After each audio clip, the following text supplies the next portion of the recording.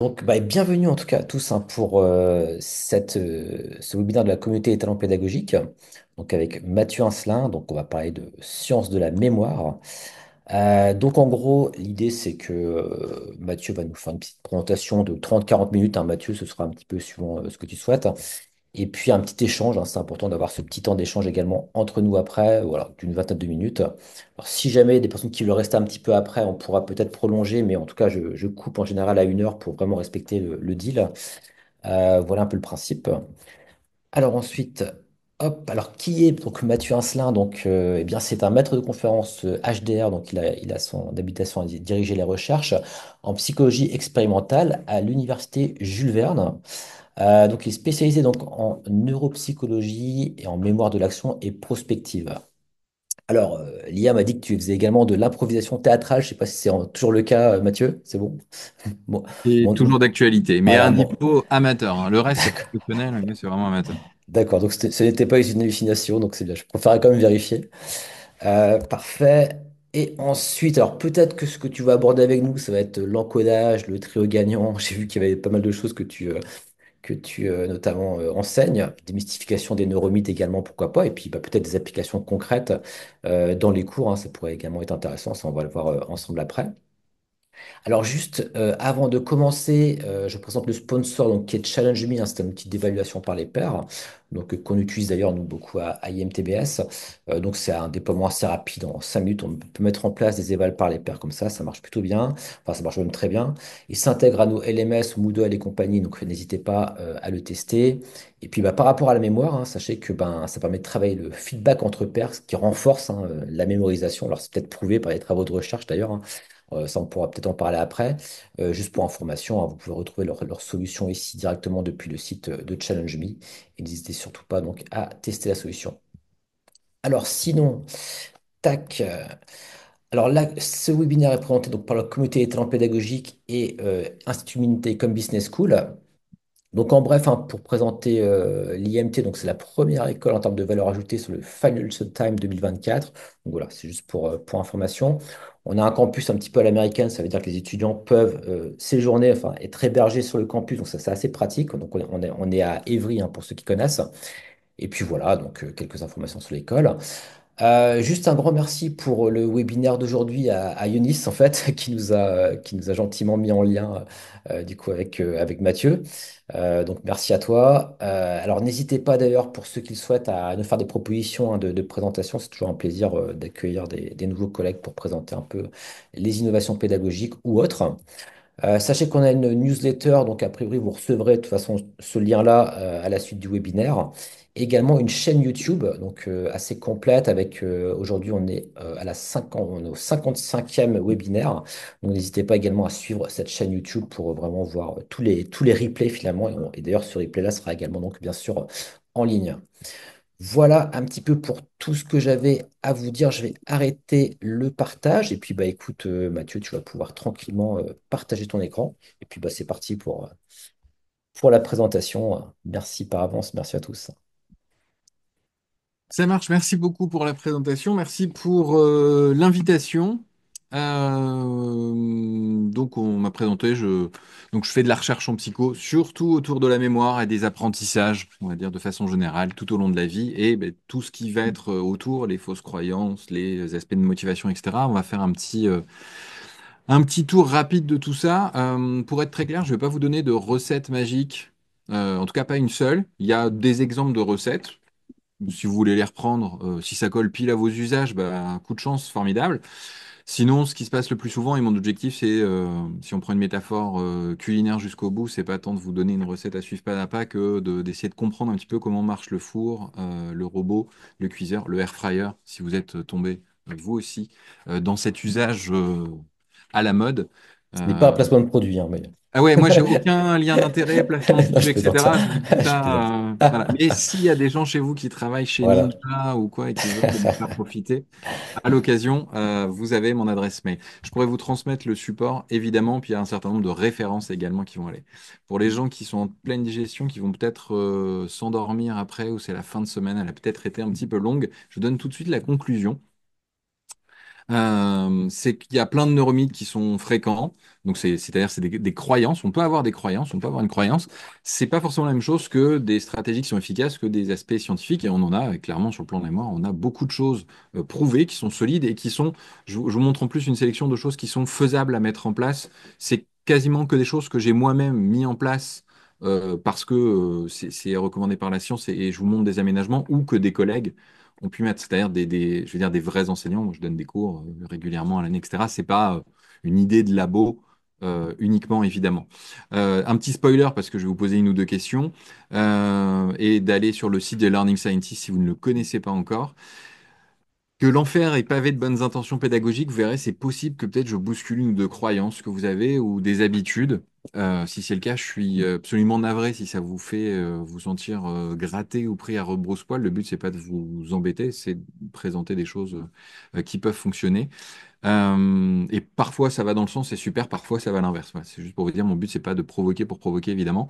Que non, on ne peut pas faire deux choses en même temps. On fera un petit test au cas où. Que la motivation, c'est un peu comme la batterie du vélo électrique, ce qui ne doit pas faire grand sens tout de suite. Et j'espère qu'il fera sens à la fin quand je vous représenterai ce message-là. Et mon seul conflit d'intérêt, c'est que je suis psychologue et que je fais de la recherche. Donc je vous dirais, bah, si vous voulez améliorer vos apprentissages et les évaluer, c'est-à-dire et potentiellement faire de la recherche dessus, de la recherche, pourquoi pas fondamentale, mais dans ce cas précis, plutôt de la recherche appliquée, bah, n'hésitez pas à travailler avec des psychologues. C'est pas juste pour moi, c'est pour dire il y a plein de collègues qui font ça. Si vous ne connaissez pas de nom, vous en cherchez, n'hésitez pas à m'écrire. On trouve toujours quelqu'un qui connaît quelqu'un proche de vous ou pas proche, en tout cas avec qui vous pourrez travailler. Et c'est toujours intéressant l'interdisciplinarité. Deux, trois petites règles de base pour nos échanges. Donc, on disait, vous pouvez mettre la caméra, c'est un petit peu plus sympa. Vous pouvez envoyer des commentaires, etc. Il y aura un temps de discussion. Juste deux, trois choses à exclure que je mets toujours dans ce type d'intervention, c'est faire attention à la phrase on a toujours fait comme ça, qui n'est peut-être pas la phrase la plus dangereuse du monde. Peut-être un poil exagéré, hein, mais c'est l'idée vraiment des moutons de Panurge. On suit quelqu'un, on a toujours fait comme ça. Ah oui, ma pratique pédagogique, c'est ça, parce que j'ai toujours fait ça, que la personne qui m'a formé a fait ça. Ça ne veut pas dire qu'il faut jeter les vieux trucs. Je vais moi-même vous présenter des trucs qui ont des décennies d'existence et qui aujourd'hui restent super valides. Donc c'est cool, on a du recul. C'est pour se dire, quand même, quand notre seul argument à pourquoi est-ce qu'on a telle pratique, c'est parce qu'on a toujours fait comme ça et qu'il n'y a pas d'autres appuis, c'est un moment où il faut repasser en mode contrôlé, plus être en mode automatique et se dire que peut-être il faut arrêter. L'autre règle, c'est la clause Grincheux, que j'appelle la clause Mamie Noëlla du nom de mon arrière-grand-mère. Picard, je suis moi aussi Picard, et en fait, quand on était enfant avec mon petit frère, on faisait des jeux avec elle, et les grand-mères Picardes sont très premier degré sur les jeux, même avec leurs arrière-petits-enfants, c'est-à-dire qu'elles jouaient à fond, nous mettaient des tôles, et à 6 ans, 7 ans, la gestion de la frustration n'est pas formidable, formidable. Donc on disait, oh non, c'est pas juste, etc. Donc bah, on parlait comme ça, et ce qui donne la phrase en Picard, tourne pas ton nez, pour les gens qui peut-être ne parleraient pas le Picard parmi vous, ça signifie ne tourne pas ton nez. La retranscription ici, c'est dire bah, faites pas comme Grincheux, c'est-à-dire que si vous n'êtes pas d'accord avec un truc que je raconte, vous avez tout à fait le droit. C'est pas très grave, juste bah, on en parle de façon constructive ou même si c'est pas un désaccord franc, d'ailleurs c'est peut-être juste ah bah moi j'ai une autre idée, je fais autrement et ça arrive très fréquemment, c'est super, ça amène de la richesse, ça amène d'autres idées et je vous parle de pratiques soit que j'ai, soit qu'on m'a raconté, que je connais. Évidemment, je connais pas tout et il y a des contextes d'exercice où vous dire bah moi je fais tel principe qui est présenté, je l'adapte comme ça, c'est super, c'est très bien. Juste, si je présente un neuromythe qui a des décennies de présentation, qui a des milliers d'articles dans le monde avec des millions d'inclusions qui dit ça marche pas, et vous dites oui, mais moi j'ai un exemple, gnan, gnan, gnan, c'est pas juste, ah, ça fait que c'est pas très très cool comme échange. Je suppose qu'a priori, si vous venez là, vous êtes motivé, vous êtes ouvert, c'est très très bien. Je le précise systématiquement dès lors qu'on va parler de ces questions de neuromythes, etc. Je vous propose de répondre à 4-5 questions, 4 questions, pardon via WooClap, qui n'est pas un sponsor, qui est juste la solution de quiz pour laquelle mon établissement a un abonnement, donc que j'utilise. Et je vous parlerai justement, ça a été évoqué par Julien en intro, hein, du fait de se tester, qui peut être une chose pourquoi pas intéressante. Ça spoil un petit peu une question, mais c'est pas très très grave. Euh, Vous pouvez utiliser telle ou telle application, on verra plein de façons de faire. L'important, c'est le principe général. Je vois qu'il y a du monde qui se connecte. Je vous laisse quelques secondes le temps de tout le monde arriver. Sinon, c'est assez facile, hein. Soit vous avez le QR code, sinon le code sur WooClap, c'est talent au pluriel, mémoire, ce qui me laisse le temps de boire un coup.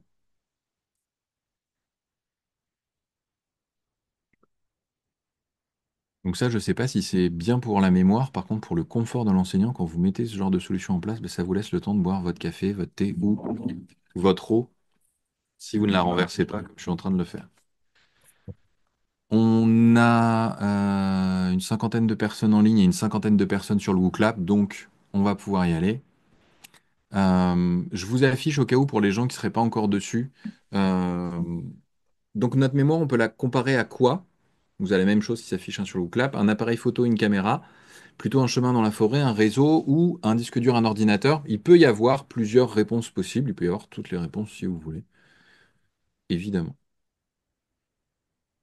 L'idée, c'est de répondre ce que vous pensez, allez pas chercher la réponse en attendant. On se laisse 5-10 secondes vraiment maximum pour répondre à tout ça, pour pouvoir avancer. Et on a déjà des tendances qui se dégagent. Je laisse 3 secondes pour les derniers. 2, 1. Je valide. Normalement, vous avez les bonnes réponses qui s'affichent, qui sont un chemin dans la forêt et un réseau. On va revenir sur l'explication un tout petit peu après. Donc avec respectivement 34 et 82% des votes. La question suivante. Alors, vous avez un petit indice ici, hein. Comment mieux mémoriser entre faire un test, relire son cours, réciter à haute voix ou la réponse D. Vous avez eu un petit indice si vous avez écouté l'intro.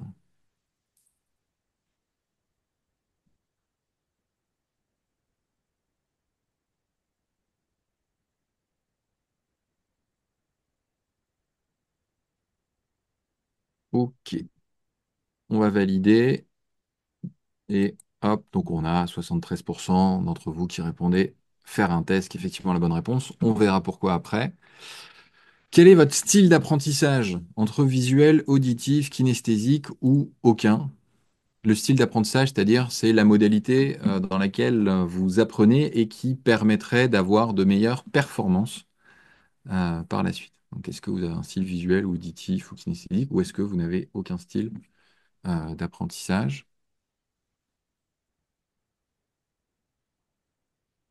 Et on va peut-être avoir, je vous le dis, je suis en train de voir les résultats en direct, je vous laisse 3 secondes, mais il y a peut-être une première historique que vous êtes en train de réaliser. Je vous laisse 3 secondes, 2, 1, et... Donc la bonne réponse, c'est aucun, c'est-à-dire sans vous connaître, je peux dire que vous n'avez aucun style. Et je dis une première historique, c'est la première fois qu'il y a plus de la moitié des... Et quand même, on a passé ce seuil-là. Qui répond correctement? C'est top. Je suis désolé pour les gens qui n'ont pas répondu ça et que je viens de heurter en disant qu'ils n'avaient aucun style. Je vais vous expliquer un petit peu pourquoi après. Et vous inquiétez pas, vous avez en fait probablement déjà les réponses pour avancer. Dernière question. La motivation, c'est nécessaire pour apprendre. Est-ce que c'est vrai? Est-ce que c'est faux? Est-ce que ça dépend? Est-ce que la réponse D, qui est là juste parce que j'ai une diapo avec 4 pour équilibrer, sinon 3 réponses étaient tout à fait suffisantes. Et pareil, on se laisse quelques secondes avec des grosses tendances. 2, 1. On a des gens. Il y en a une personne qui répond la réponse D pour la blague. La réponse, c'est faux. Et on n'a pas beaucoup de bonnes réponses dessus. La motivation, c'est pas nécessaire pour apprendre. Donc normalement, j'ai dû euh, vous titiller au moins sur un des sujets-là. Je suis désolé, on le fait, on a peu de temps, on y va un petit peu directement. Je vais vous expliquer un petit peu pourquoi tout ça. Et évidemment, c'est un petit peu nuancé, hein. Le but, c'est de se positionner, et le vocabulaire est un petit peu important. Pourquoi on dit que la mémoire peut être comparée à un réseau ou un chemin dans la forêt, et pourquoi pas aux autres? L'idée, en fait, disque dur, d'ordi et d'appareil photo, c'est juste que notre mémoire, elle est faillible. Si vous enregistrez un fichier, l'exemple que j'aime bien, c'est le PDF de ma thèse que j'ai soutenu il y a 13 ans, c'était en 2012. Si je le sors aujourd'hui et que je regarde ce que j'ai écrit, page 56, j'ai exactement ce qui est ressorti. Moi, j'ai aucune idée de ce qu'il y avait écrit, page 56 dans ma thèse, pourtant je l'ai rédigé. Même chose, l'appareil photo. Si je vous demande comment vous étiez habillé le 25 avril 2024, il y a extrêmement peu de chances que vous sachiez, sauf si vous êtes hypermnésique. Et la plupart des gens, on est incapable de savoir comment on était habillé l'an dernier à la même date, même avant-hier en ce qui me concerne. Par contre, si vous avez une photo de vous-même, vous avez vos souvenirs dans votre album photo numérique qui ressort, voilà, il y a un an, bah, vous avez exactement toutes ces informations-là. Pour comprendre un peu le fonctionnement de la mémoire, peut-être que la plupart vous connaissez déjà, vous savez, il y a trois grandes étapes. L'encodage, on enregistre l'information. Le stockage, on garde cette information. Un petit peu comme dans ce meuble à l'entrée, en fait. Vous savez, qui est pour certains hyper bien rangé, carré, etc. C'est hyper facile de tout retrouver. Et il y en a d'autres, c'est un peu plus mon cas, où c'est pas le gros bazar, mais c'est semi-rangé. Et puis il y a des gens pour qui peut-être ça va être tout à fait le bazar. Je dis parce que l'organisation en mémoire, on y reviendra évidemment, elle peut être importante. Et la récupération, on vient rechercher en mémoire. Donc, on encode, on stocke et on vient rechercher. L'idée du réseau, c'est en fait que bah, pour avoir accès à une information, c'est nos petits ronds, on a un accès. Si on n'a qu'un seul accès, en fait, le problème, ou si je le fais, si j'ai pas de diapo, je le fais avec la main, l'info est là, si vous avez qu'un chemin pour y aller, bah, en fait, quand le chemin n'est pas accessible, c'est très embêtant. Et le fonctionnement cognitif, et c'est exactement la même chose d'ailleurs au niveau cérébral, vous avez peut-être déjà vu des images de cerveau avec les synapses, les connexions. Donc là, on a vraiment un truc qui est superposé pour le coup, ça marche pas toujours comme ça.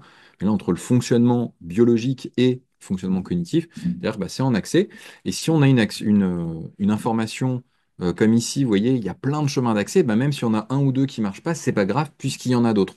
Alors peut-être que c'est pas votre préféré, c'est peut-être pas le chemin le plus rapide, mais plus on va avoir d'accès, mieux ça va marcher. Je vous donne un exemple très concret, hein. Vous avez eu l'étudiante qui a écouté le cours. Il y a eu un visuel, hein, c'était projeté, c'était un poly, c'était un support écrit, une image sur Moodle, peu importe. Donc il y a plusieurs canaux, il y a une explication, probablement. Il y a eu peut-être le concept, puis on a donné des exemples. Et puis après, en fait, il y a plein d'autres choses, hein. C'est évidemment des réseaux interconnectés avec la séance d'avant, la séance d'après. En général, on fait des séances qui sont quand même un petit peu connectées les unes avec les autres. Il y a eu une anecdote, il y a eu l'explication de quelqu'un d'autre, d'un autre prof, d'un collègue, un autre cours, etc., etc., un exercice qui a été fait. Bref, il y a plein de chemins, et plus on crée des chemins, bah, plus il y a de chances qu'au moins un soit accessible. Donc ça, c'est vraiment ça l'idée du réseau. Et l'idée du chemin, c'est en fait ce chemin, quand il est peu emprunté, comme celui-ci hein, que je vous affiche, quand on n'emprunte peu un chemin, l'accès, en fait, il est assez difficile et il est plus lent, c'est un peu plus compliqué, c'est un peu plus long de passer ici, alors qu'en fait, quand c'est un chemin qui est très emprunté, comme celui de la deuxième image, c'est beaucoup, beaucoup plus facile d'y avoir accès. On va beaucoup plus vite en fait dedans. Donc c'est l'expérience. Bah, si vous vous baladez en forêt régulièrement, vous voyez, il y a des trucs qui sont balisés, tout le monde passe par là, c'est facile. Puis vous avez peut-être votre petit coin champignon un peu secret, c'est un petit peu plus galère. En mémoire, c'est pareil, plus on va aller chercher l'info, plus on va aller la chercher souvent, plus on va aller la chercher directement. Donc c'est vraiment cette étape de récupération, hein, la troisième qu'on évoquait. Plus on fait ça, plus c'est facile de récupérer. Hein, si on veut un exemple concret de ça, si je vous demande quel est votre prénom, ça vient popper automatiquement. C'est même difficile de l'inhiber parce que là, le chemin, c'est une autoroute 4 voies, c'est tout droit. Vous l'avez récupéré des milliers de fois, ça, dans votre vie. Alors que si je vous demande comment s'écrit mon nom de famille, alors peut-être il y a une ou deux personnes qui me connaissent parmi vous, mais sinon, bah, vous êtes obligé de regarder. L'effort de récupération, il est plus difficile parce que vous l'avez vu une fois, peut-être dans le programme ou sur la diapo en arrivant. Donc ça, voilà, plus on l'emprunte fréquemment, en nombre de fois, et plus c'est fait régulièrement, évidemment, plus ça va aider. Ce qui nous amène déjà à la réponse et l'explication, en fait, à la question suivante, comment on mémorise mieux? Ben, on fait un test, c'est ce que vous avez répondu en majorité. On l'a évoqué, pourquoi? Ben, par rapport à ce principe de récupération. En fait, quand on récupère, eh ben, on va réactiver, on va faire remonter, ça va mieux marcher. Je vous donne un exemple d'étude scientifique là-dessus. Il y en a des centaines, hein, littéralement, c'est ce qu'on appelle des paradigmes study test. Là, ici, ce qu'on compare, c'est en fait un groupe entier, donc composé de deux demi-groupes. Dans ce grand groupe de départ, avec les deux sous-groupes, ce qu'on a, c'est une leçon commune, tout le monde voit le même cours, machin, des étudiants en amphi, un truc hyper classique. Puis après, on les sépare en deux, aléatoirement. Voilà, groupe A, groupe B. Et puis le groupe A, donc la phase d'écoute, c'est study. Et puis le groupe A, on leur dit, vous fermez tout. Vous fermez les cahiers, les machins, les ordis, et vous faites un test. Donc vous allez récupérer l'information. Vous êtes obligé d'aller récupérer l'information. Ce qui est important, c'est que c'est un test avec un feedback. On donne la bonne réponse. Donc, s'ils ont la bonne réponse, on dit bravo, bien joué. S'ils ont la mauvaise réponse, on leur dit eh ben non, c'était pas la B, en fait, c'est la A. Parce que si on donne pas de feedback, ils vont bien apprendre, mais potentiellement le truc faux. Donc, eux, ils ne revoient pas le cours, ils font un test. Donc, ça dure, c'est les mêmes durées entre les deux, donc c'est une vingtaine de minutes ici. L'autre groupe, le groupe B, ce qu'on lui dit, ils ont vu la même leçon au départ, tout ça. Et eux, après, ils ont 20 minutes, ils font pas de test, ils peuvent relire leurs notes, etc. Ils font, on va dire, une révision classique, comme ce qu'on a l'habitude de faire. Et vous avez déjà résultat, vous vous en doutez. Ben, que ce soit immédiatement et à moyen long terme, hein, ici on va dire c'est à 2 semaines et 5 semaines, ce qu'on voit, c'est une supériorité du groupe qui a fait le test. C'est-à-dire ceux qui n'ont pas relu, en se testant, ils ont des meilleurs résultats. Ce qui est assez contre-intuitif quand on ne connaît pas le fonctionnement de la mémoire. Si vous posez la question à des gens qui connaissent pas le fonctionnement de la mémoire, ils vont vous dire, bah, faut mieux relire parce que bah, j'ai toujours fait comme ça. Moi, j'ai relu, j'y suis arrivé. Et ça ne veut pas dire que ça marche pas, hein. Il y a quand même des scores. Vous voyez, si on prend là, c'est sur un, on retranscrit ça en notes. Quand je parle à des profs, à des élèves dans des collèges, dans des lycées, je dis, bah, regardez, il y a un groupe, en fait, bah, ils sont là, ils ont donc point 7, 14 sur 20. Eux, ils sont à point 9 à peu près, point 85, point 9, c'est 17, 18. Bah, vous préférez avoir 14 ou 18? C'est pas mauvais, 14 ans, c'est bien, mention bien, super. Si on peut avoir 18, c'est quand même drôlement mieux. Et dans les deux cas, on voit évidemment qu'il y a un oubli au fur et à mesure du temps. C'est normal hein, d'oublier. Je passe rapidement là-dessus juste pour vous montrer que par ailleurs, en plus, ça protège du stress et que c'est juste que vous ayez la ref au cas où si vous voulez la regarder, des méta-analyses qui montrent que c'est des indices aussi, le fait de s'entraîner, qui vont aider par la suite. Donc après que vous ayez WooClap, ce que j'utilise, ce qu'on a fait là pour en test, ou vous pouvez le faire sur, j'ai mis Moodle parce que c'est le LMS qui est présent quasiment partout, mais vous avez d'autres qui font exactement la même chose. Vous pouvez implémenter ça. Et là, je vous dis un truc très concret que vraiment j'utilise, que là, je viens de finir avec on a fini les cours il y a 2 jours avec les étudiants, avec l'examen. Moi, je fais ça, c'est un groupe de L3, ils sont 350 en amphi. Chaque début de cours d'amphi, je commence avec Booklab, on fait 5, 6 questions pour bah, faire de la récupération sur les séances précédentes. Et je leur mets par ailleurs pour chaque séance 5, 10 questions, ça dépend de la densité, pour qu'ils s'entraînent au rythme qu'ils veulent. Ça, c'est eux qui gèrent comme ils veulent. Par contre, tous les débuts de cours, on y va, on fait 5 questions, ça prend 5 minutes, c'est le temps. Vous savez, tous les retardataires arrivent, ils finissent le café, ils machin, hop, et on fait le petit bouclap, ça prend, bah vous voyez, on a fait 4 questions ensemble, ça prend pas bien plus de temps que ça.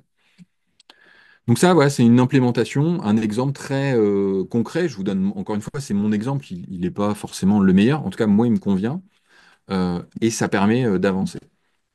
Vous pouvez demander aussi, ça c'est les gens astucieux, vous demandez aux étudiants de produire leurs propres questions. Comme ça, vous les mettez dans votre base après, vous avez une grande base à choisir, et puis vous avez moins de travail à faire. Ça, c'est l'astuce, on va dire, enfin moins de travail à faire. Faut trier les questions et puis les implémenter. Quand vous en avez des centaines, ça prend un petit peu plus de temps. Ce que je veux dire, c'est que ça vous donne plein d'idées, en tout cas supplémentaires. L'idée de l'effet de génération, c'est quand on produit quelque chose soi-même. C'est aussi une autre astuce qui est liée à cet effet, c'est de demander aux étudiants leurs propres exemples. Comme ça, on voit s'ils ont compris. Et l'exemple généré par l'étudiant, celui qui l'a fait, c'est sûr qu'il va s'en rappeler. Et les autres qui l'ont entendu, bah, ça fera au pire, ça fait un chemin supplémentaire. Et au mieux, un exemple qui va lui parler encore plus, on est ravi. Donc tout ça, il y a plein de stratégies comme celle que je vous présente. La récupération, par exemple, c'est présent donc, sur ce site des Learning Scientists, qui est un groupe de collègues qui font de la psycho-cognitive, de l'éducation, initialement en Amérique du Nord et puis qui ont depuis bougé un petit peu partout autour du monde. Il y a des articles liés à ça. Il y a la conférence de Dr. Weinstein qui était venu à Amiens il y a quelques années présenter ça, qui raconte c'est un petit peu plus long, vous voyez, ça dure 1 heure et demie que ce que je fais aujourd'hui. Donc, je vous invite vraiment à aller là-dessus.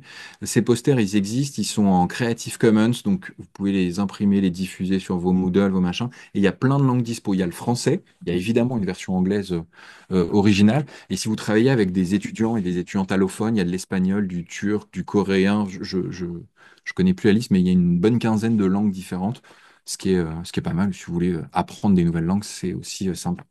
Un autre principe qui va aller avec, c'est l'espacement, qui est aussi une des stratégies. Donc l'idée, c'est d'espacer dans le temps, de voir comment ça fonctionne. Vous pouvez regarder le poster. Moi, je vais vous donner un exemple de comment je le connais. C'est ma formation initiale. En fait, on va combiner les deux. On va faire de la récupération et de l'espacement. Donc la récupération, bah, on se teste et l'espacement, on va l'espacer dans le temps. Je vous dis ma formation initiale, vous voyez la référence ici. Je la prends parce que le schéma, je trouve qu'il est plutôt sympa et assez compréhensible. C'est dans la maladie d'Alzheimer. C'est un truc qu'on fait avec des gens qui ont une maladie d'Alzheimer pour leur apprendre des nouvelles informations. C'est des techniques qu'on donne ce qu'on appelle des aidants, les gens qui s'occupent de ces patients. C'est souvent les conjoints, conjointes ou les enfants. Et ce qu'on fait, c'est qu'on donne une info. Donc là, vous voyez, l'intervalle de temps, il est très court. Nous, on va pas faire ça avec nos étudiants. On va pas leur poser des questions toutes les 10 secondes. On peut le faire là. Alors là, c'est un peu compliqué en visio. Il faudrait que tout le monde ouvre son micro. Mais on va le faire à la confiance. Je vous demande de le faire vraiment. Je vais vous donner une info. et je vais prendre une info dont vous n'avez rien à faire, qui est mon numéro de téléphone professionnel, puisque je réponds extrêmement rarement. Et pour être sûr, je vais vous donner mon ancien numéro. On a déménagé il y a un an, je me rappelle encore du numéro de l'an dernier, et le numéro de l'an dernier, il n'est pas encore attribué, puisque le bâtiment est en travaux. Donc, absolument aucun intérêt à retenir ça. Et je vais vous donner la technique. Je vous donne mon numéro de téléphone, c'est le 03 22 82 89 60. Je vous le redonne un coup, et après vous le répétez vous à voix haute si vous n'êtes pas dans le bus. 03 22 82 89 60. À vous de le répéter. 03 22 82 89 60. Il y a une personne qui a ouvert le micro pour jouer le jeu. Merci beaucoup. On est sûr qu'il y a au moins une personne qui l'a fait. Merci beaucoup, Christine. J'espère que tout le monde l'a fait. Donc là, on est ici, en fait. J'attends un petit peu, je vous laisse du temps, et puis je vous explique comment ça marche. Donc quand ça marche, on va dire au bout de 10 secondes, eh ben, on a un délai de 10 secondes, et si ça marche, bah, entre le premier appel que vous venez de faire et le second, on va laisser, par exemple, ici 20 secondes supplémentaires. On allonge le délai entre la première phase et la deuxième phase. Donc là, ça a marché, on a attendu un petit peu plus. Je vous redemande quel est mon numéro de téléphone. 03 22 82 89 60. Tout le monde le rappelle, et ainsi de suite. On va continuer, vous le rappelez, vous continuez comme ça, et puis tant que ça marche, on augmente le délai.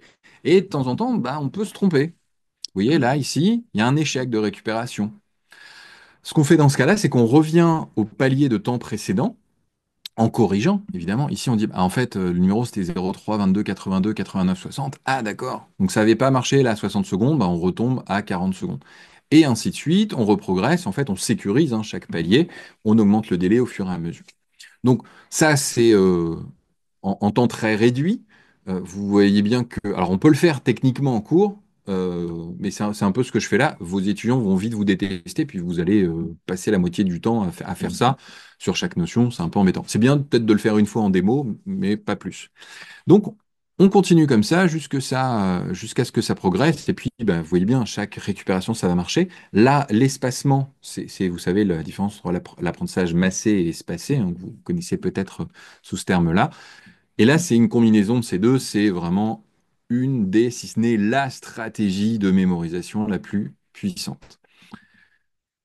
C'est quoi mon numéro de téléphone? 03 22 82 89 60. 60. Donc là, normalement, je m'en excuse. C'est le moment où ça devient un peu pénible de s'en rappeler. Et vous risquez même de vous dire, ah, j'ai plus envie de m'en rappeler. Et si vous jouez le jeu vraiment, si vous l'avez vraiment répété, si vous êtes corrigé, ça va être, en fait, c'est quasiment impossible de l'oublier là tout de suite. Comment ça marche? Ça, en fait, vous avez cette fameuse courbe d'oubli hein, que j'évoquais. Vous voyez, donc on oublie des choses au fur et à mesure. Et en fait, quand on rappelle, eh ben, on va ramener à la surface. Et puis, plus on va rappeler, vous voyez, donc en espaçant, plus ce qui est intéressant, c'est que cette courbe de l'oubli, en fait, elle a tendance à s'atténuer parce qu'on le rappelle à chaque fois, on rafraîchit comme le chemin, si on passe régulièrement dessus, il va mettre plus de temps à repousser. Donc ça, c'est quelque chose qui est intéressant, et vous pouvez ça l'implémenter. Alors, je mets par exemple sur Moodle, mais ça peut être sur d'autres plateformes, si vous voulez, euh, ou sur ou Clap, par exemple. Il y a plein de plateformes qui proposent ça, avec des timers en disant on fait ça. Sinon, euh, je- est-ce que j'ai un doute? Ouais, je vais vous montrer une autre façon de faire hyper simple après. Par ailleurs, même quand on explique ça, malheureusement, c'est juste pour vous montrer entre ce que les gens croient et ce qui marche. Ce qui marche, c'est ça, hein, l'apprentissage espacé, vous voyez, ça marche beaucoup mieux que l'apprentissage massé. Pour autant, quand on pose la question aux étudiants, qu'est-ce qui marche? Bah, ils vont plutôt en faveur du massé, souvent par la force de l'habitude. Et le pire, c'est que ça, c'est des résultats à des gens à qui on a expliqué la technique et qui l'ont expérimenté. Donc même en ayant vécu quelque chose, c'est compliqué de changer les habitudes. Et c'est pour ça que la responsabilité, elle est plutôt, évidemment, c'est toujours l'étudiant ou l'étudiante hein, qui est responsable de cet apprentissage, mais nous, on a, si ce n'est une responsabilité, au moins un moyen d'action, c'est l'exemple que je vous donnais, bah, nous, si on leur met des trucs, si on pose en début de cours des questions, ils sont obligés de récupérer. Même s'ils participent pas au WooClap, même s'ils lèvent pas la main, machin, ils entendent la question, ils entendent les autres, ça va les aider, ça devient une habitude. Donc, si vous voulez créer un truc, je vous ai montré, j'ai fait ça avec une IA qui est, je crois, de Gemini, mais si vous faites ça avec ChatGPT, Claude, enfin, pareil, je lui ai donné ça. Donc, vraiment, mon truc, je fais de la L3, c'est une UE de psycho du comportement, j'ai 2 heures de CM chaque semaine pendant 6 semaines, enfin voilà, vous décrivez votre truc. Et voilà les concepts et dis-moi les concepts qu'il faut faire. Donc pour espacer, vous voyez, pour dire bah, La deuxième semaine, on va réviser la première semaine, et puis ensuite on révise les autres, etc., etc. Et je demande, j'ai coupé un peu le prompt qui était un poil plus long, c'est de demander à ce que toutes les notions, tous les cours soient vus au moins 2 fois dans le semestre. Et après, je lui ai demandé de me faire un tableau pour avoir un récap. Ça, c'est pour dire si vous connaissez rien du tout à la récupération espacée, si vous n'avez pas envie de vous faire un plan, que c'est complexe, etc., vous pouvez vous aider de ça. Mais entre nous, ça, c'est pour avoir un truc optimal. Si vous faites des révisions d'un coup à l'autre, ça marchera. L'avantage aussi, je vous l'ai pas dit, de WooClap, Moodle, etc., c'est que vous avez des stats, vous, globales, c'est pas chaque étudiant. Mais quand vous voyez qu'il y a 80% qui a compris, on va peut-être vous dire c'est pas la peine de revenir 15 fois dessus. Alors quand il y a 10%, 20% de bonnes réponses, bah peut-être que pédagogiquement, ça vaut le coup la fois d'après de réexpliquer comment ça marche. Quel est votre style d'apprentissage? Aucun. Donc là, on rentre dans le truc qui fâche un petit peu parfois. Pourquoi aucun? Et pourquoi on y croit? Il y a un biais de familiarité. Vous avez sûrement déjà vu visuel, auditif, kinesthésique, ça marche très fort. Donc ça, c'est le biais de familiarité. Un autre biais qui est, alors je l'ai inventé, hein, c'est le biais de banquier. C'est parce que c'est très cher en fait. Il y a plein de formations, des livres, etc. C'est chiffré à plusieurs centaines de millions d'euros par an. Il y a une étude qui avait été faite en Grande-Bretagne. Donc sur le territoire britannique uniquement, hein, pas mondial, c'était quasiment 1 milliard de pounds par an. Donc on peut supposer que c'est à peu près l'équivalent en France, en Allemagne, enfin dans des pays à peu près similaires. C'est vraiment une économie incroyable sur un truc qui ne marche pas du tout. Je vais vous expliquer pourquoi. Euh, Comment on sait que ça marche pas? Ben, en fait, on prend des gens visuels auditifs, donc on leur pose des questions. Je vous mets une ref, il y en a littéralement des centaines. Vous avez des méta-analyses, etc. Il y en a une qui est encore sortie il y a un mois ou enfin quelques semaines qui montrent que évidemment ça marche toujours pas, que c'est n'importe quoi. Pour autant, ça perdure. On va essayer de comprendre pourquoi au-delà de la familiarité. Donc, comment on sait que ça marche pas? Ben, on prend des gens qui se disent visuels, d'autres auditifs, qui sont les deux styles les plus courants. Le style le plus courant, c'est visuel, hein, d'ailleurs, qui est le plus souvent redonné. Et puis, ben, on leur donne des mots à apprendre, soit écrits, soit donnés en auditif. Donc, il y a un casque, et c'est même mot, même fréquence, même difficulté, longueur, enfin, toutes choses étant égales par ailleurs. C'est ultra contrôlé, ça a été fait des centaines de fois. Enfin, expérimentalement, c'est vérifié sur vérifié, ceinture et bretelles, plus on tient le pantalon.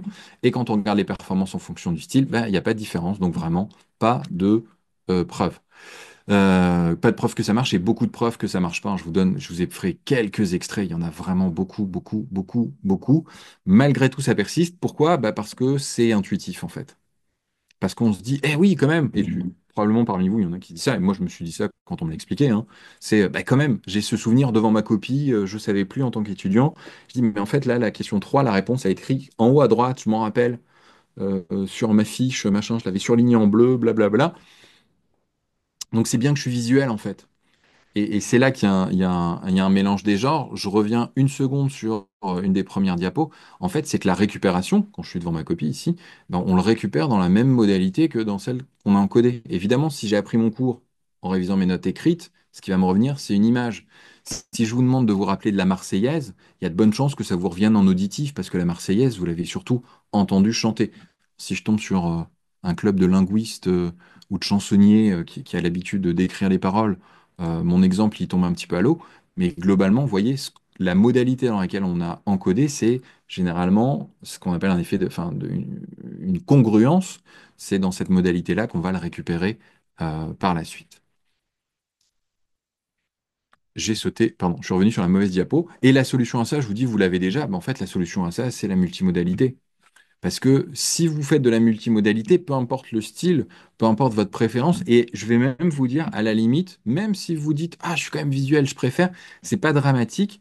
Tant qu'un truc, c'est que tant que vous faites pas ça, tant que vous faites pas un seul accès, le danger, il est là. C'est dit, je fais que du visuel, parce que je préfère, et ben, j'ai qu'un chemin, le jour où il marche pas, c'est ce qu'on a dit au début, hein, c'est terminé. Alors que si vous avez plein de chemins, bah, le jour où il y en a un qui marche plus, c'est ce qu'on a dit, et ben, c'est pas très très grave. Mon numéro de téléphone, c'est quoi? 0322 82 89 60, 960. Mathieu. Ok. Alors ça, on est d'accord que vous avez mémorisé ce numéro de téléphone et vous aviez une motivation, si elle n'était pas nulle, elle était en tout cas extrêmement faible. Sauf si vous avez aussi, hein, vous êtes les membres de l'amicale des numéros de téléphone perdus, auquel cas mon exemple ne fonctionne pas, mais globalement ça marche. Donc c'est pour venir en fait là-dessus, hein, sur cette question de la motivation et de sa nécessité pour apprendre, bah, c'est pas nécessaire. Je, je- J'exagère un tout petit peu. C'est par rapport à cet exemple, un numéro de téléphone que vous avez retenu, vous l'avez mémorisé, ça a bien marché, c'est super. Par contre, clairement, il n'était pas motivant. Si j'étais un peu plus honnête, je vous dirais c'est peut-être pas 0% de motivation, c'est peut-être 1% de motivation. Parce que vous avez quand même un petit peu fait l'effort d'écouter, donc il y avait une certaine participation. C'est C'est pour te juste pour, faire plaisir, Mathieu. par exemple, peut-être parce que vous êtes des gens sympathiques et que vous avez envie d'être cool avec moi. Ce que je veux dire, c'est qu'il n'y a pas besoin d'avoir une appétence absolument pour quelque chose pour l'apprendre. Ce qui ne veut pas dire que la motivation n'a pas de rôle. Attention, la motivation, elle a un rôle dans les apprentissages. C'est un facilitateur. Ça va nous aider à aller plus vite, à faire plus de connexions, etc. C'est super la motivation. Et on a des travaux sur la mémoire et la motivation. Enfin, j'en mène. Je ne vais pas vous dire l'inverse. C'est un facteur important. C'est juste pour lutter contre une espèce d'idée reçue de ah, il faut que les étudiants ils soient motivés pour apprendre. Bah, ça n'a pas besoin d'être absolument toujours ultra intéressant avec des exemples rigolos pour le mémoriser. Évidemment, c'est mieux quand ça se passe bien, quand les étudiants ils ont envie de venir, quand ils sont motivés, quand on a de l'interaction. Moi, j'adore ça, c'est super, les étudiants aussi, et c'est cool. Mais ça n'est pas absolument nécessaire partout. C'est ça auquel il faut faire un petit peu attention. C'est ça que je vous montre avec cet exemple. J'en suis désolé encore une fois, un peu pénible avec l'histoire de numéro de téléphone, mais pour garder en tête que, bon, il y a des choses qu'on ne retient pas forcément. Euh, J'avais éventuellement un mini test à faire. Euh, euh, je vous propose on va le faire très rapidement. Je vais passer quelques diapos, juste 30 secondes. Je vous demande, hop, pardon, j'ai mis la mauvaise diapo. Vous allez avoir une vidéo dans laquelle vous allez devoir compter le nombre de passes qui sont effectuées par les joueurs qui sont en blanc. Il n'y a pas de piège hein, sur la couleur, je vous le dis. Il y a des gens, ils ont un t-shirt tout blanc, il y a des gens, ils ont un t-shirt tout noir. Donc c'est les joueurs qui sont en blanc quand il y a un ballon qui passe de l'une à l'autre. Vous comptez le nombre de passes et euh, bah, essayez de bien compter. En fait, je vous demanderai, c'est de ne pas mettre de commentaires autres que le nombre de passes. Vous mettrez juste un chiffre dans le chat de WooClap après ça. Vous allez avoir le début de la vidéo. Je suis pas certain que le son passe. Je suis pas sûr d'avoir configuré, mais c'est pas grave parce qu'il va juste raconter The monkey business solution. euh, ce- la consigne que je viens de vous donner. Players wearing white pass the ball.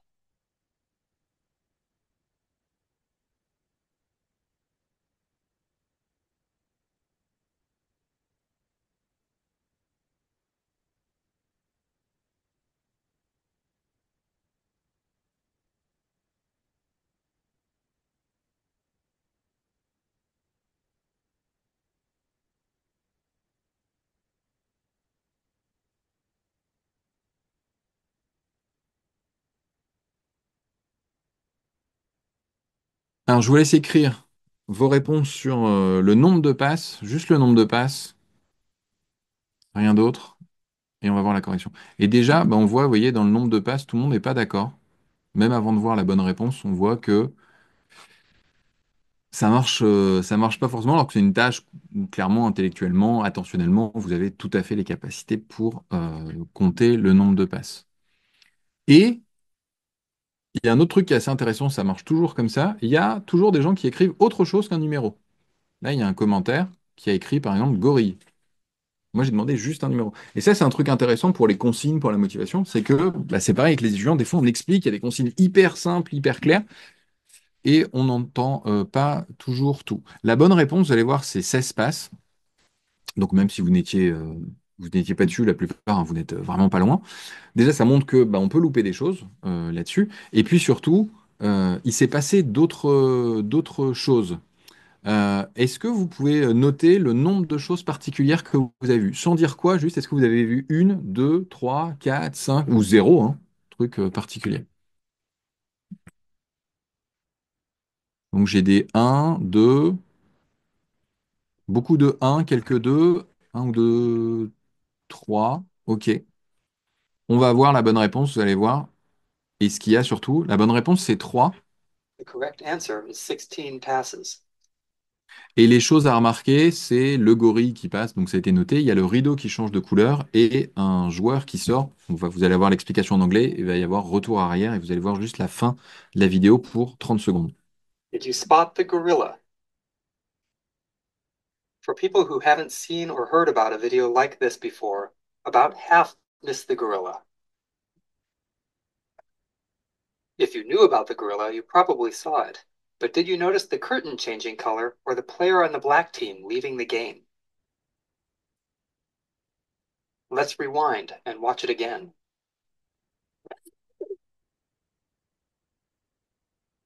Here comes the gorilla, and there goes a player, and the curtain is changing from red to gold.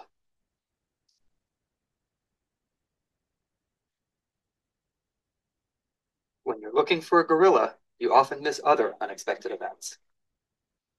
Donc ça, si ça vous, And that's the monkey business illusion. si ça vous intéresse d'utiliser... Learn more about this illusion. Ah, pardon. Il s'est pas coupé. Si ça vous intéresse, ça, il y a le travail. Donc, c'est Daniel Simons, qui est un scientifique qui fait plein d'expériences là-dessus. Donc, pour arriver à la conclusion, nous ne sommes pas multitâches. Même les femmes, c'est un mythe. Il y a plein d'explications culturelles où on charge beaucoup. Traditionnellement, les femmes, on leur demande de faire plein de choses simultanément. Alors, on n'est pas multitâche. On n'est pas multitâche pour être précis sur des choses qui demandent du contrôle, de l'attention particulièrement. Faire deux choses qui sont très automatiques, marcher et siffloter, vous pouvez le faire sans aucun problème. Si on a le continuum intentionnel entre ce qui est très automatique et très contrôlé, le non multitâche, ça vaut pour quand on a des choses qui sont contrôlées. En fait, quand je dis nous ne sommes pas multitâches, c'est pas que c'est impossible de les faire, c'est que ça n'est pas possible de le faire au niveau max. Et qu'en fait, on va soit mettre plus de temps parce qu'on alterne entre les deux, soit on va faire plus d'erreurs dans l'un ou dans l'autre ou dans les deux. On arrive à la fin du temps qui m'était alloué et je vous redonne donc le take-home message. Vous comprenez, les neuromythes qui peuvent être fréquents, les croyances comme les styles d'apprentissage, ben, c'est pas aligné avec les stratégies efficaces scientifiques. On peut se tester, donc faire du lien, c'était ça avec le lien, les réseaux sur le learning scientist, que parfois ben, l'enfer il peut être pavé de bonnes intentions pédagogiques, c'est l'exemple des styles d'apprentissage. On veut faire plaisir en s'adaptant au style, mais ben, malheureusement on fait non seulement pas efficace, mais pire que mieux. On peut pas faire deux choses en même temps et on voit que les psychologues, ça peut être intéressant. Et pour les gens que ça intéresse, il y a le MOOC qui est, je crois, encore ouvert, se former pour enseigner dans le supérieur, où tout ça est un peu développé, on parle un peu de mythes, et puis il y a plein d'autres choses, avec plein d'autres collègues tout à fait formidables de la francophonie, si vous ne connaissiez pas, qui donnent plein d'infos sur des sujets pédagogiques. Je vais arrêter mon Merci beaucoup, partage Mathieu. d'écran. Merci beaucoup pour cette présentation interactive et passionnante du coup. Alors, ce que je vous propose, puisqu'on est assez nombreux, pour ceux qui veulent poser des questions, n'hésitez pas à appuyer sur le petit bouton main levée là, juste en bas. Et le temps que ça arrive, peut-être je voulais, Mathieu, te poser une question. Je m'intéresse beaucoup, moi, tu sais, notamment à Michel Serres, qui avait fait une conférence sur les révolutions culturelles et cognitives. Et lui, il affirmait qu'au fil du temps, on va dire, on a perdu de la mémoire. L'humanité a perdu de la mémoire, puisque avec l'écriture, on a commencé à stocker les choses ailleurs. Ensuite, il y a eu l'imprimerie, ça a été encore plus catastrophique. Ensuite, le numérique, là, on a encore davantage perdu de mémoire. Et aujourd'hui, avec l'IA, est-ce que, voilà, tu vois un petit peu le sens de ma question, est-ce que, je ne sais pas si c'est ta spécialité, si tu analyses ce genre de choses au niveau de l'histoire, on va dire, des neurosciences, mais voilà, est-ce qu'on voit effectivement une perte de mémoire au sein de l'espace humain au fil des ans? Euh, alors, pas à ma connaissance sur la mémoire et sur ce qui se passe de façon générale, dans les travaux des collègues. Après, peut-être des choses qui m'ont échappé, mais il Mhm. n'y a pas d'éléments a priori particuliers. C'est plutôt en termes d'attention Ouais. où il peut y avoir des choses avec ce que tu évoques sur des outils. Et c'est pas l'outil, c'est son utilisation. Mhm. Typiquement, si on parle de l'IA, qui est un débat très actuel et va nous falloir un petit peu de recul, mais il y a eu tout un tas de choses comme ça avec l'apparition d'Internet, ou on va dire sa démocratisation, il y a une vingtaine, 25 ans. Ah, on n'apprend plus rien, etc. Enfin, j'ai été étudiant à cette époque-là, on dit on sait rien. Bon, a priori, je sais deux, trois trucs quand même aujourd'hui. Et puis aujourd'hui, je pourrais être tenté de me dire, ah, l'IA. Si c'est pour tout remplacer, tout écrire à sa place sans réflexion, oui.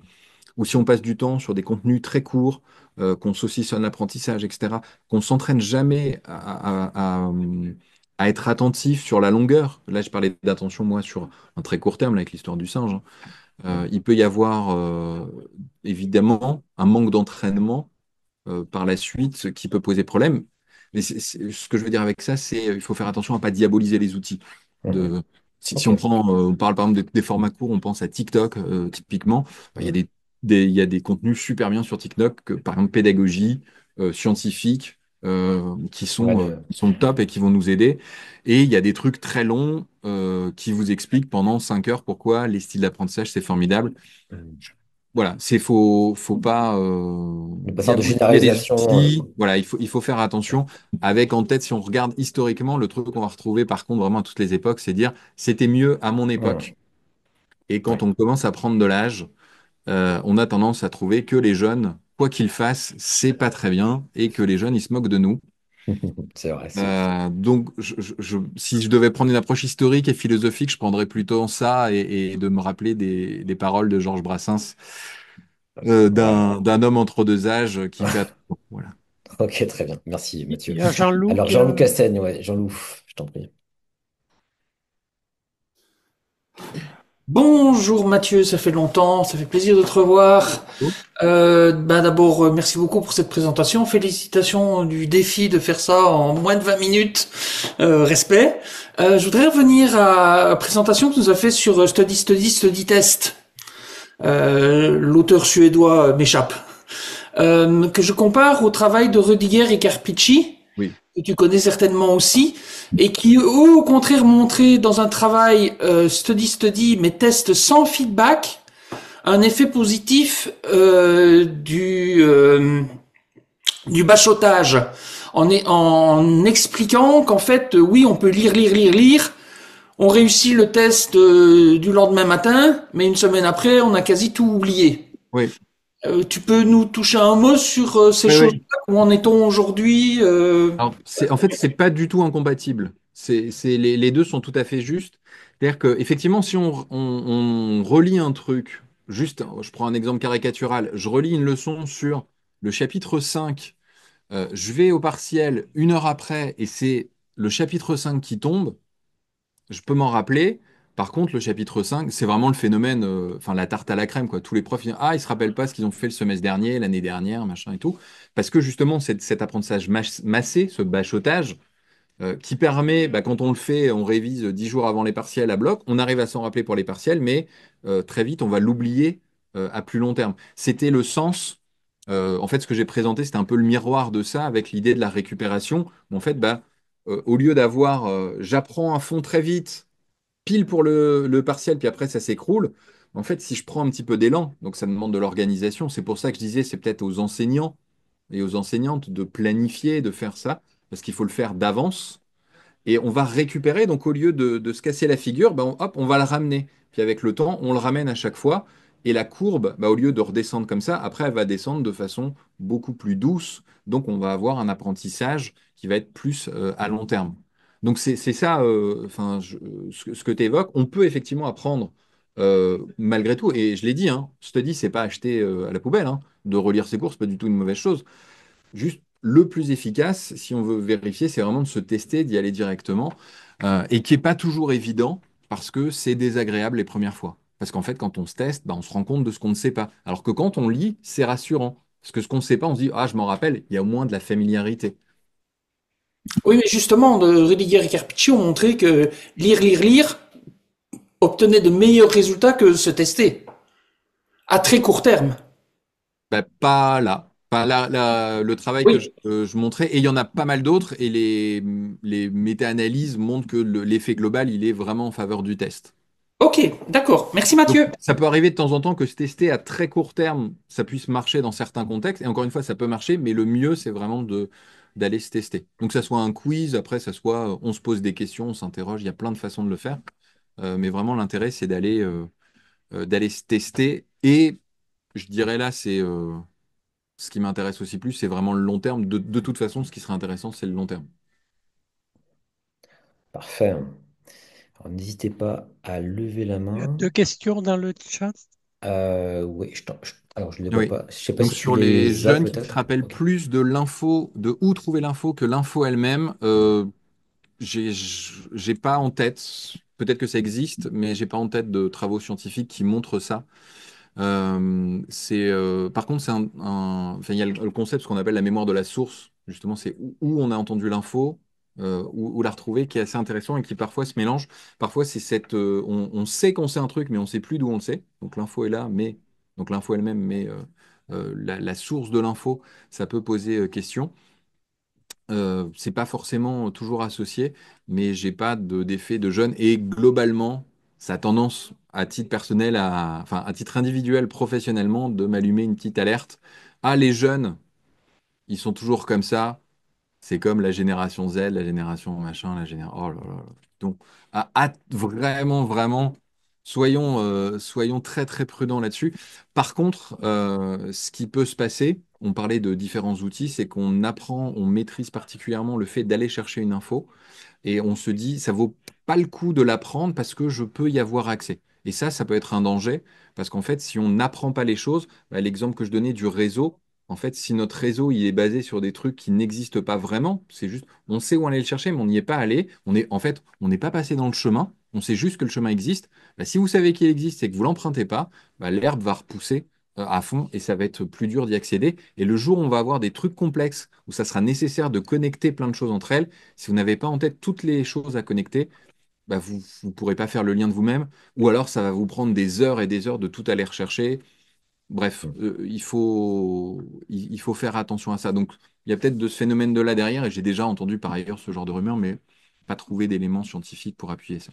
Alors, il y avait Armand qui avait une question. Ouais, je t'en prie. Ah, on t'entend pas.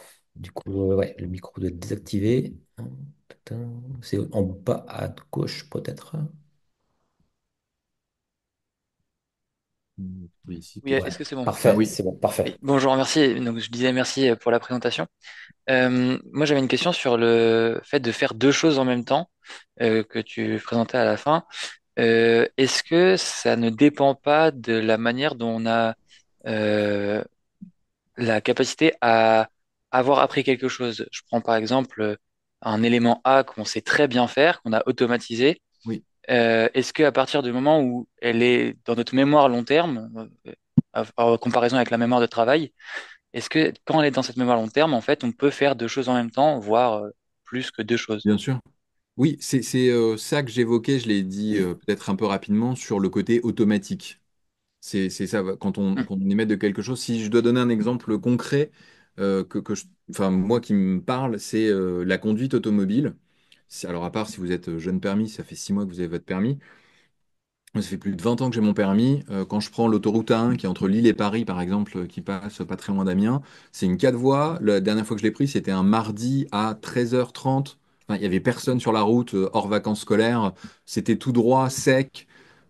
J'écoutais un podcast il y avait ma femme et on discutait, ah, t'es d'accord avec ça, etc. On avait une activité, une conversation cognitivement stimulante. Donc là, on était sur une activité contrôlée et je pouvais tout à fait conduire et il n'y avait aucun souci.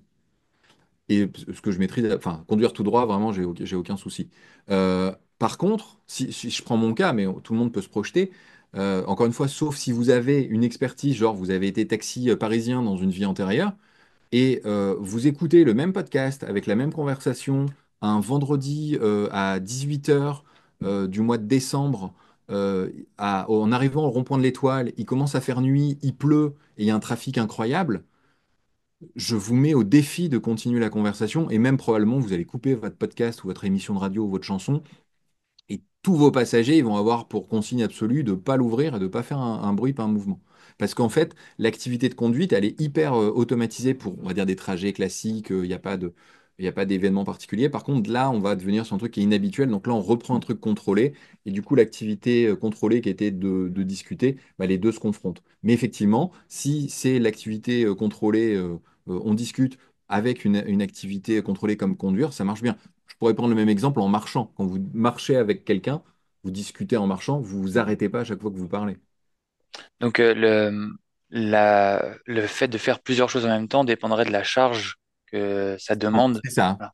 S'il y a une charge cognitive maximale et une fois que ben, Mhm. c'est plein ou attentionnel, c'est comme l'exemple l'histoire avec le gorille et les autres choses qui chantent. Toute l'attention, elle est focalisée sur un truc, ce qui fait que c'est compliqué de voir les autres choses. Et là, j'ai pas les stats, je sais pas qui a vu quoi, mais clairement, les gens qui ont pu détecter le singe, le rideau qui changeait, il y a de bonnes chances qu'ils aient peut-être loupé une ou deux passes. Hmm, Ou ok, alors, il y a une expertise, c'est que bah, vous avez déjà vu la vidéo, et c'est pas tant que vous les avez détectés que vous vous en rappelez. ok, très bien, merci. Ouais. Est-ce qu'il y avait une dernière question? Peut-être que je vois le temps qui file. Mathieu, j'imagine que à 16h30, tu as peut-être autre chose ou est-ce que tu peux rester un tout petit peu ensuite? Bah, jusqu'à 32 grand maximum, Ok, mais ça marche. Parfait. Non, après, c'est top. on a quelques C'est top. d'autres choses à faire, ouais. Génial. Est-ce qu'il y avait une dernière question éventuellement pour Mathieu? Alors, si on n'a pas, je m'en permets une petite. Est-ce que le fait d'écrire, donc c'est une mémoire plutôt kinesthésique, j'imagine, est-ce que le fait d'écrire, c'est favorable, entre guillemets, c'est quelque chose que tu conseilles également à tes étudiants, pas forcément? Alors, oui, par défaut, parce que c'est une modalité en plus. Donc, que ça soit ça ou une autre, je dirais dans l'absolu, plus on va avoir de chemin, c'est ce principe général, Mhm. c'est très bien. Si je veux être un petit peu plus précis, je dirais ça va dépendre comment on écrit, c'est-à-dire si on va réorganiser. Si on écrit, il y a eu un débat pendant quelques années, maintenant c'est assez clos hein, sur les histoires de fiches, etc. Par exemple, faire des fiches, en soi, c'est pas ultra utile. Si vous Mhm. faites, parce que moi je l'ai fait étudier en plus, vraiment je plaide coupable, vous réécrivez en plus petit ce que vous avez écrit, avec des abréviations, il y a la même quantité d'infos. On n'a pas fait de traitement particulier, on n'a pas réorganisé, on n'a pas traité profondément l'info. Par contre, si c'est écrire pour dire, bah, je vais faire le lien entre deux cours, je vais associer des idées, je vais m'en servir pour retrouver d'autres exemples, etc. Donc, c'est-à-dire créer d'autres chemins, avoir un travail, donc, pas en surface, mais vraiment en profondeur.